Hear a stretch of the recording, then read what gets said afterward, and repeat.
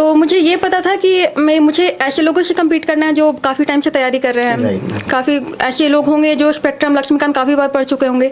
तो मैंने एक एक सेकंड कोई भी टाइम मैंने अपना वेस्ट नहीं किया। टेस्ट सीरीज लगाती थी, मैं ये टारगेट करके चलती थी कि मेरा एक सेफ स्कोर आ रहा है कि नहीं। जब तक सेफ स्कोर ना आ जाए तब तक और पुश करना है और तैयारी करनी है। आंसर राइटिंग करती थी तो मुझे कोई भी बुक पलटने की ज़रूरत नहीं है। मैं बस वो नोट्स उठाती थी, वो एक पेज में पढ़ती थी, उसके बाद आंसर लिखने बैठ जाती थी। टॉपिक पढ़ें, उनके नोट्स बनाएं, बुक्स आप स्टैंडर्ड रेफर करें जैसे एनसीईआरटी, लक्ष्मीकांत। कभी कभी हमें यहाँ भी पढ़ लेती थी तो यहाँ हमारा रूटीन रहता था। मैंने इकोनॉमिक्स सर्वे पढ़ी थी, उसका एक शॉर्ट नोट बना लिया है। यहाँ से मुझे डेटा और ये सारे डायग्राम्स मैं आंसर में लिखती थी। हेलो एवरीवन, वेलकम टू स्टूडेंटो। से हमारे साथ हैं अंशु कुमारी मैम, जिनका 76 रैंक के साथ बिहार पीसीएस में सिलेक्शन हुआ है डिस्ट्रिक्ट एजुकेशन ऑफिसर के पोस्ट पर। और मैम का जो ऑप्शनल है वो ज्योग्राफी है और ये मैम का फर्स्ट अटैम्प्ट था। तो आज हम मैम की जर्नी जानेंगे, साथ में उन्होंने क्या स्ट्रेटजी बनाई। वो दिल्ली में रहकर बीपीएससी की प्रिपरेशन करते थे। तो अभी तक आपने चैनल को सब्सक्राइब नहीं किया तो चैनल को सब्सक्राइब कर लीजिए, इस वीडियो को लाइक करें एंड आपके जो भी क्वारीज होते हैं आप हमें इंस्टाग्राम एंड फेसबुक पर मैसेज कर सकते हैं।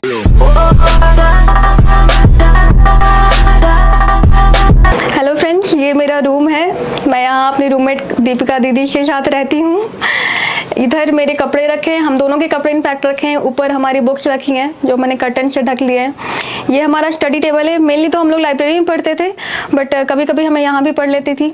तो यहाँ हमारा रूटीन रहता था, हमें मंथली रूटीन है तो हमें कब कब कौन से सब्जेक्ट्स पढ़ने हैं, ये कुछ चीज़ें जो याद करनी होती थी, जो याद होनी ही चाहिए, वो हम यहाँ पर लिख लिया करते थे। यहाँ पे एक इंडिया का मैप है, बिहार का मैप वगैरह तो मैंने हटा दिया है। एंड ये विंडो जिससे हमारे यहाँ धूप आती है सुबह सुबह, ये हमारे भगवान जी हैं। ये मेरा जीएस का नोट्स है। मैंने यहाँ पे रैंक लगा रखी हूँ क्योंकि अब जीएस के आंसर में जब रैंक लिखते हो ना तो आपके मार्क्स फिक्स होते हैं वहाँ से। ये मैंने शॉर्ट नोट बना रखे हैं इंपॉर्टेंट टॉपिक जो करंट में चल रहे थे, जैसे एससीओ, ब्रिक्स, आरसीईपी। ये डब्ल्यूएचओ का नोट्स बना लिया, ये सार्क का नोट्स बना लिया। ये लास्ट मोमेंट पर रिवाइज करने में काफ़ी हेल्प कर रहा था मुझे। ये सब सारे टॉपिक जो करंट में चल रहे थे, यानी ये मैंने सब बना रहे। एनआरसी, ओटीटी, ये मैंने एसटीजी पूरा लिस्ट बनाया था। ये मैंने सुप्रीम कोर्ट के जजमेंट्स, इंपॉर्टेंट जजमेंट्स लिखे थे जो कि पॉलिटी के आंसर में मैं कोट करती थी। फिर ये रहे मेरे हिस्ट्री के नोट्स। हिस्ट्री में ट्राइबल रिवोल्ट्स का ये नोट्स है, 1857 का नोट्स। देन पटना कलम का नोट्स मैंने राज्यसभा टीवी से बनाया था। एक चीज़ मैं और बताना चाहूँगी, जैसे हिस्ट्री में आप करंट से ज़रूर जोड़ें। तो मैं जब विजन आईएएस का नोट्स पढ़ती थी तो वहाँ जो भी मुझे आर्ट एंड कल्चर से रिलेटेड लगता था वो मैं यहाँ इन्हीं कहीं किसी पेज में लिख लिया करती थी। वो मैं कंक्लूजन में ऐड जब करती थी तो वहाँ से मार्क्स अच्छे आते थे। ऑप्शनल का नोट्स है। ये मैंने क्वेश्चन पेपर प्रीवियस ईयर से सारे क्वेश्चंस लिख रखे हैं एक जगह पे टॉपिक वाइज। जैसे सॉइल एंड वेजिटेशन से मैंने देखा कि सिर्फ 5 क्वेश्चन आते हैं, तो सिर्फ 5 क्वेश्चन ही मुझे प्रैक्टिस करना है बार बार। इसी तरह से मैंने सारे टॉपिक के बना रखे हैं। ये मैंने बिहार का एक मैप लगा रखा है फ्रंट पेज पे। ये मैं जैसे कि बताया मैंने इकोनॉमिक्स सर्वे पढ़ी थी, उसका एक शॉर्ट नोट बना लिया है। यहाँ से मुझे डेटा और ये सारे डायग्राम्स मैं आंसर में लिखती थी। एंड यहाँ से मेरा फॉर एग्जांपल यहाँ से मेरा नोट से स्टार्ट होता है। For example PTT, plate tectonic theory, यहाँ मेरा नोट्स है। ये डायग्राम्स, छोटे छोटे डायग्राम्स बना लिए और ऐसी चीज़ें ही लिखी हैं जो मुझे लिखना ही लिखना है। पूरे मैंने कहानी नहीं लिखी है। ये मेरा ज्योग्राफी का नोट्स हो गया। इधर बिहार स्पेशल बना रखा है। बिहार में रिसोर्स ज़्यादातर हिंदी में ही होती हैं। कुछ चीज़ें मैंने जेरोक्स करके भी लगाई हैं इसमें। मैम सबसे पहले आप अपना नाम और एजुकेशन बैकग्राउंड बताइए।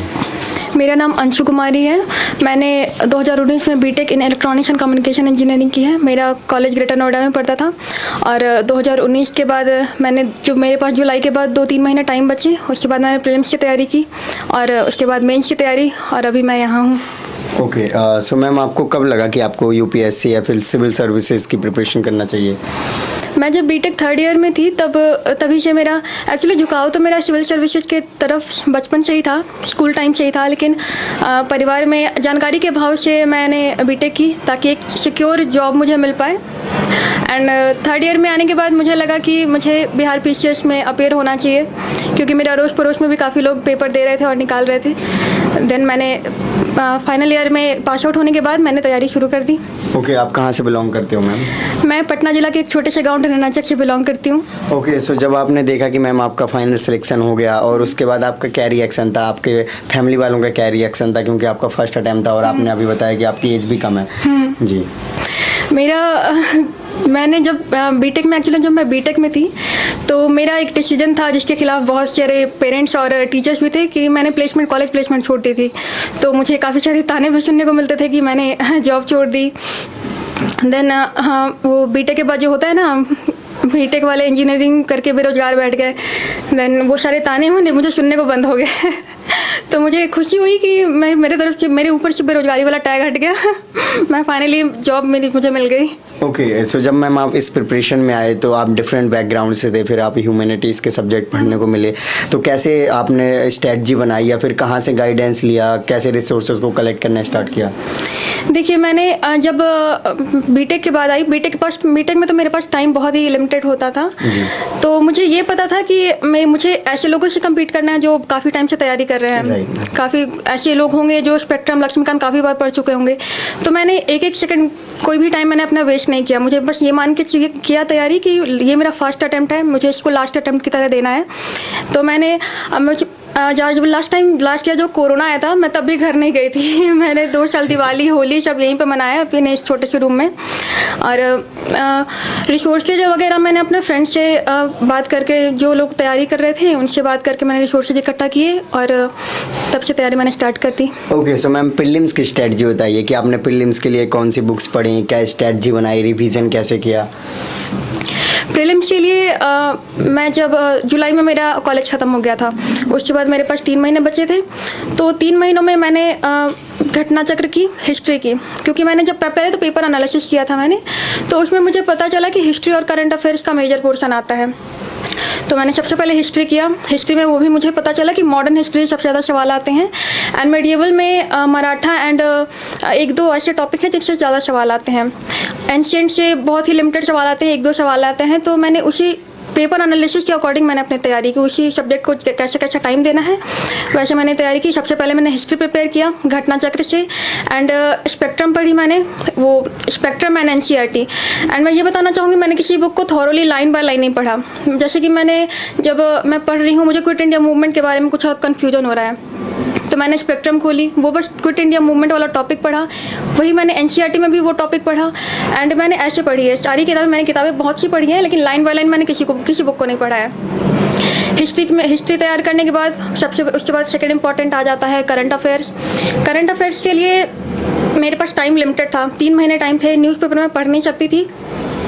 तो मैंने क्या किया, जो भी मैगजीन्स मार्केट में अवेलेबल थी 1 साल की, वो 4-5 मैगजीन्स मैं ले आई और पेपर के लास्ट के 15 दिन पहले मैंने 4-5 बार उन सारी मैगजीन्स को बार पढ़ा और उससे मुझे काफ़ी हेल्प मिली पेपर में। उसके बाद मेरा स्ट्रॉन्ग पोर्शन था science and technology and maths, तो मैंने उस पर वर्क किया। साइंस एंड टेक्नोलॉजी के लिए मैंने घटना चक्र एंड लूसेंट पढ़ी और साइंस एंड टेक्नोलॉजी मेजर मुझे बायोलॉजी एंड केमिस्ट्री पे फोकस करना था, तो मैंने उन पर फोकस किया एंड वो मेरा तैयार हो गया। मैथ्स में मुझे कुछ खास तैयारी करने की ज़रूरत पड़ी नहीं। मैं जब टेस्ट देती थी तो टेस्ट में मेरे सारे क्वेश्चन ऑलमोस्ट सॉल्व हो जाते थे।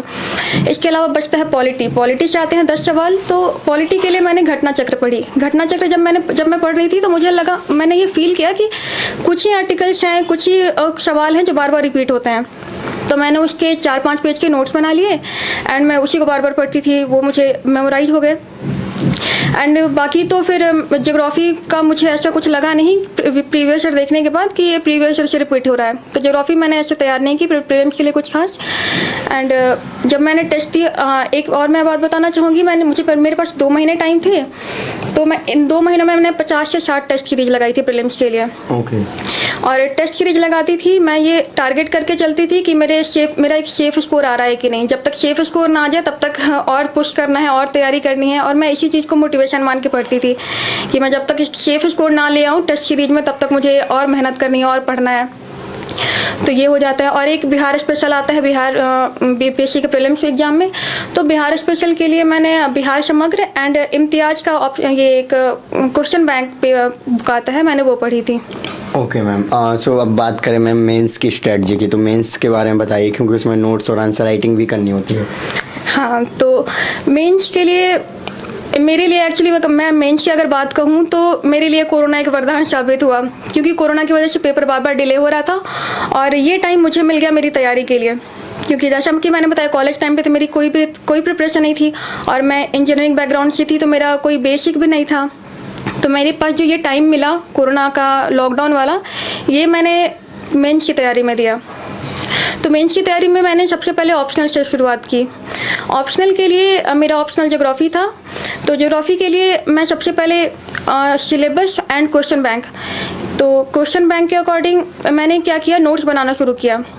नोट्स बनाने के लिए सबसे पहले आ जाती हैं रिसोर्सेज मैंने सारे स्टैंडर्ड रिसोर्सेज को इकट्ठा किया, क्योंकि मुझे लगा कि जब टाइम दे ही रहे हैं तो एक स्टैंडर्ड मटेरियल को दिया जाए। तो स्टैंडर्ड मटेरियल के लिए मैंने जो भी यूपीएससी की तैयारी करने वाले बच्चे जो बुक्स पढ़ते हैं मैंने वो सारी इकट्ठा की, जैसे कि जीसी लॉन्ग मैंने पढ़ी एंड खुल्लर मैंने पढ़ी एंड यूपीएससी के नोट्स जो करोल बाग से मैं एक टीचर के नोट्स ले आई यूपीएससी के, एंड एटलस मैंने ओरिएंट पब्लिकेशन की एटलस ली एंड मैप्स तो मेरे रूम में थे ही, अभी मैंने हटा दिए हैं क्योंकि मैं जा रही हूँ घर। तो फिर ये इतना मैंने रिसोर्सेज इकट्ठा किया एंड रिसोर्सेज देख के बच्चे अक्सर घबरा जाते हैं इतना सारा बुक्स कैसे पढ़ें। तो मैंने क्या किया, मैंने सारी बुक्स, मैंने पहले भी कहा कोई भी बुक मैंने थॉरोली नहीं पढ़ी है। मैंने प्रीवियस ईयर बैंक उठाया और जो सवाल आ रहे थे, जैसे कि एक चैप्टर आता है फिजिकल एस्पेक्ट, उसमें से जो सवाल आ रहे थे मैंने मतलब 20 से 25 साल का क्वेश्चन बैंक उठाया, जो सवाल आ रहे थे मैंने उसके एक पेज के नोट्स बना लिए। फॉर एग्जाम्पल मानसून का मैंने 1 पेज का नोट्स बना लिया, उसमें डायग्राम्स इकट्ठा किए, जो एस्पेक्ट पूछे जा रहे हैं एग्जाम्स में वो सब इकट्ठा किए, वो सब उसमें लिख दिए, उसके बस पॉइंट्स लिख लिए। तो उससे मुझे क्या फ़ायदा हुआ कि जब भी मैं आंसर राइटिंग करती थी तो मुझे कोई भी बुक पलटने की ज़रूरत नहीं है, मैं बस वो नोट्स उठाती थी, वो 1 पेज में पढ़ती थी, उसके बाद आंसर लिखने बैठ जाती थी। तो मैं ज्योग्राफी के लिए यही कहना चाहूँगी कि आप जब भी पढ़ें नोट्स ज़रूर बनाएं, क्योंकि ज्योग्राफी का सिलेबस बहुत वास्ट होता है। आप ये अफोर्ड नहीं कर सकते कि आप पेपर के 2 दिन पहले सारे बुक्स रिसोर्सेज पलटने बैठ जाएं, ये आप नहीं कर पाएंगे टाइम लिमिट की वजह से। तो आप नोट्स ज़रूर बनाएं। ज्योग्राफी के बाद आ जाता है ज्योग्राफी में भी जैसे कि मैंने स्टैंडर्ड रिसोर्सेज की बात करी, तो बिहार स्पेशल की अगर बात करें तो बिहार स्पेशल में मुझे स्टैंडर्ड मटेरियल कोई मिल नहीं रहा था। तो मैंने क्या किया, बिहार गवर्नमेंट की वेबसाइट विजिट की, जैसे कि फॉर एग्जांपल एग्रीकल्चर से अगर सवाल आ रहा है तो मैंने बिहार गवर्नमेंट की एग्रीकल्चर की वेबसाइट ओपन की और मैंने वहाँ से डेटा डायग्राम्स इकट्ठा किए एंड कुछ मतलब डिफरेंट रिसोर्सेज से मैंने नोट्स बनाना शुरू किया। फिर इसके बाद आ जाता है जीएस पेपर 1। जीएस पेपर 1 में हिस्ट्री, तो हिस्ट्री के लिए मैंने क्या किया, हिस्ट्री में भी मैंने सेम वही स्ट्रेटजी फॉलो की। मैंने प्रीवियस ईयर देखा, प्रीवियस ईयर से जो टॉपिक पूछे जा रहे हैं मैंने बस वो टॉपिक के एक पेज के नोट्स बनाए एंड बस वो मैं नोट्स पढ़ती थी और वो आंसर राइटिंग करती थी। तो हिस्ट्री में अगर आप प्रीवियस ईयर देखेंगे तो आप ये नोटिस करेंगे ज़्यादातर सवाल 80% क्वेश्चन जो होते हैं प्रीवियस ईयर से ही आते हैं, तो हिस्ट्री में आपको कोई मेजर दिक्कत नहीं आएगी। फिर आ जाता है पेपर 2 सेक्शन 2, जीएस पेपर 1 का section 2 current affair and IR. तो करंट अफेयर एंड आईआर के लिए आप कोई भी 1 साल की किसी कोचिंग की मैगजीन आप ले सकते हैं, पढ़ सकते हैं। मैंने विजन आईएएस की मैगजीन रेफ़र की थी, मैंने 1 साल का विजन आईएएस का मैगजीन पूरा पढ़ा था और उसके नोट्स बनाए थे। एंड विजन आईएएस के मैगजीन पढ़ने टाइम भी आपको एक चीज़ ध्यान में रखनी है, आपको पूरी मैगजीन नहीं पढ़नी है, आपको टॉपिक सेलेक्ट कर करके पढ़ना है। ये आपको सेलेक्ट कौन से टॉपिक करने हैं ये आपको तब पता चलेगा जब आप प्रीवियस ईयर पलटेंगे। आप प्रीवियस ईयर पलटें, आपको समझ में आ जाएगा कि कैसे टॉपिक्स पूछे जा रहे हैं एंड उसके बाद आप नोट्स बनाएं। उसके बाद सेक्शन 3 आ जाता है स्टैटिस्टिक्स में मैथ्स बैकग्राउंड था मेरा, तो मुझे कुछ खास दिक्कत आई नहीं। मैंने बस प्रीवियस ईयर सॉल्व किया और बस मेरा स्टैट्स में एक्चुअल एग्जाम में भी मैंने ठीक किया, परफॉर्मेंस का मेरा स्टैटिस्टिक्स में। देन आ जाता है जीएस पेपर 2। जीएस पेपर 2 में है पहला सेक्शन है पॉलिटी का।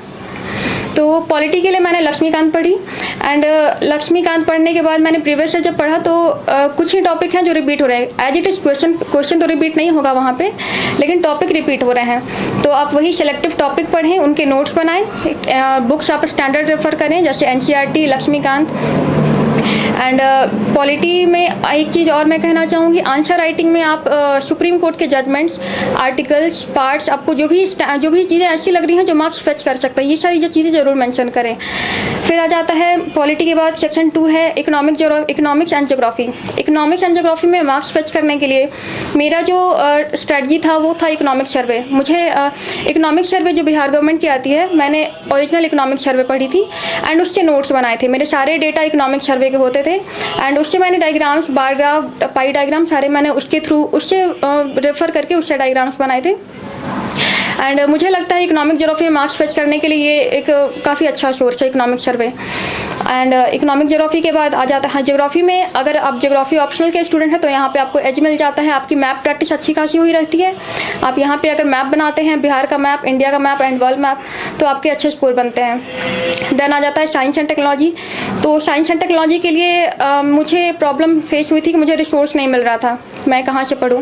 तो साइंस एंड टेक्नोलॉजी के लिए मैं बस प्रीवियस ईयर देखी और प्रीवियस ईयर, फिर उसके बाद मुझे योजना मैगजीन, कुरुक्षेत्र मैगजीन, मैं मार्केट सर्वे करते रहती थी एंड जो भी मुझे लगता था कि ये टॉपिक्स बिहार पीसीएस के साइंस एंड टेक पार्ट में पूछा जा सकता है, मैं वो खरीद के लाती थी, उसके नोट्स बनाती थी। एंड कुछ जो प्रीवियस ईयर के थे उनके नोट्स तो मैंने बनाए ही थे। एंड इसके अलावा फिर एक हिंदी पेपर आता है, हिंदी पेपर क्वालिफाइंग होता है, वो जनरली बच्चे क्वालिफाई कर ही जाते हैं, वो मेरिट में नहीं जुड़ता है। Right ma'am.